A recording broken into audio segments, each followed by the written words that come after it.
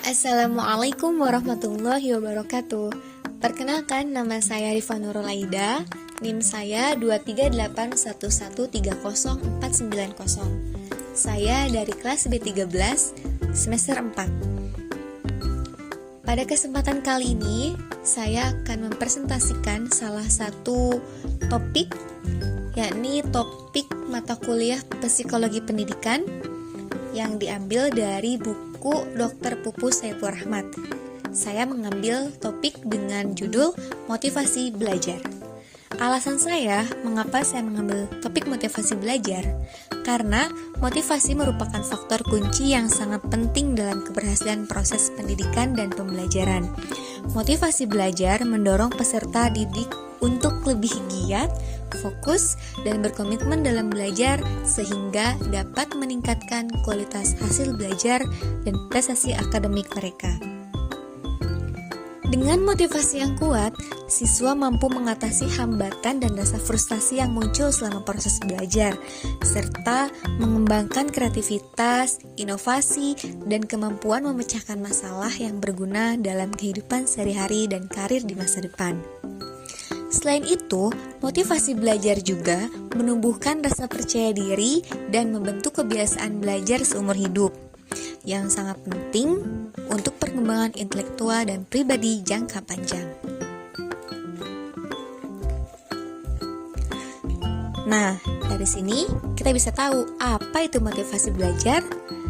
Motivasi belajar adalah kondisi psikologis dalam diri seseorang yang mendorong pergerakan ke arah tujuan yang baik, serta mengubah tingkah laku dan persepsi agar keinginan hidup tercapai. Motivasi belajar memiliki ciri-ciri seperti ketekunan dalam menghadapi tugas, keuletan menghadapi kesulitan, minat besar terhadap berbagai masalah belajar, kecenderungan bekerja mandiri, dan tidak cepat bosan dengan tugas rutin. Menurut Dr. Pupu, beliau mengemukakan bahwa untuk meningkatkan motivasi belajar, guru atau konselor dapat menggunakan layanan pembelajaran yang bersifat pengembangan sikap dan kebiasaan belajar yang baik, seperti pemberian angka atau nilai sebagai motivasi untuk belajar lebih giat agar mendapatkan nilai lebih baik lagi. Yang kedua, ada hadiah. Siapa sih yang gak suka hadiah? Hadiah dipakai sebagai alat untuk menumbuhkan semangat belajar. Yang ketiga, ada persaingan atau kompetisi yang sehat untuk mendorong peningkatan prestasi. Yang terakhir, pujian. Siapa juga yang gak suka dipuji, apalagi anak-anak. Nah, pujian dan penguatan positif untuk memacu semangat belajar siswa. Pentingnya motivasi belajar. Motivasi sangat penting dalam kegiatan belajar mengajar. Di antaranya adalah fungsi dari motivasi belajar. 1. Sebagai pendorong timbulnya perilaku belajar. 2. Sebagai pengarah terjadinya kegiatan belajar. 3. Sebagai penggerak kegiatan belajar. 4. Menyadarkan kedudukan pada awal belajar. 5. Menginformasikan tentang kekuatan usaha belajar. 6. Mengarahkan kegiatan belajar. 7. Membesarkan semangat belajar. Lalu, motivasi bagi gurunya apa? Nah, motivasi bagi guru juga penting dimiliki. Yang pertama, membangkitkan, meningkatkan, dan memelihara semangat peserta didik untuk belajar sampai berhasil. Yang kedua, peningkatan beragam strategi belajar yang tepat. Yang ketiga, meningkatkan dan menyadarkan guru untuk memilih satu di antara beragam peran, seperti penasihat, fasilitator, teman diskusi, penyemangat, dan sebagainya. Yang keempat, ada memberikan peluang guru untuk unjuk kerja rekayasa pedagogik.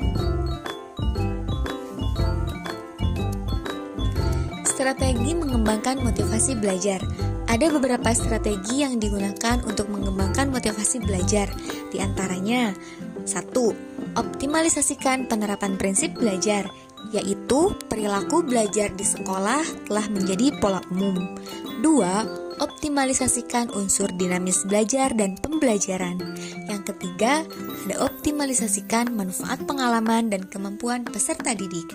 Yang keempat, pengembangan cita-cita dan aspirasi peserta didik. Nih, ada ciri-cirinya juga. Ciri-ciri ketika siswa termotivasi. Yang pertama, tekun menjalankan tugas. Yang kedua, ulet menghadapi kesulitan.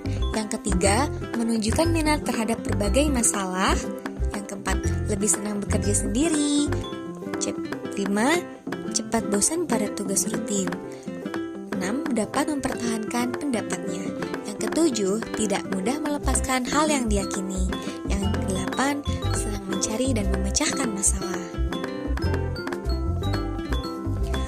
Selain itu, motivasi belajar pun memang penting, tapi lingkungan juga tidak kalah penting.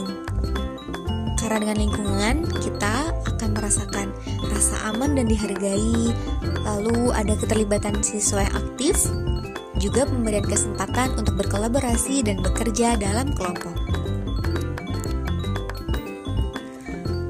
Selain itu, kita juga perlu memberikan umpan balik, karena umpan balik membantu siswa memahami kemajuan dan area yang perlu ditingkatkan. Fokus pada solusi, bukan hanya pada masalah. Berikan umpan balik yang spesifik, tepat waktu, dan membangun.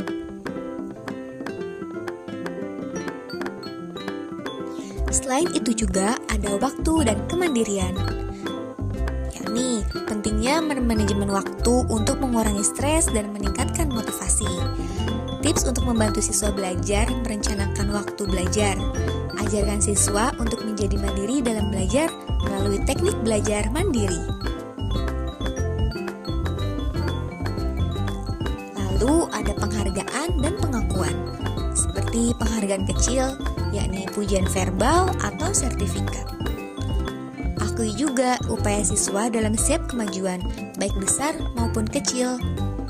Pentingnya keseimbangan antara penghargaan intrinsik dan ekstrinsik. Kesimpulan dan aksi. Di sini ada ringkasan langkah-langkah untuk meningkatkan motivasi belajar siswa, juga dorongan untuk memulai dengan langkah kecil dalam menciptakan motivasi yang kuat. Sekian yang dapat saya sampaikan. Terima kasih. Wassalamualaikum warahmatullahi wabarakatuh.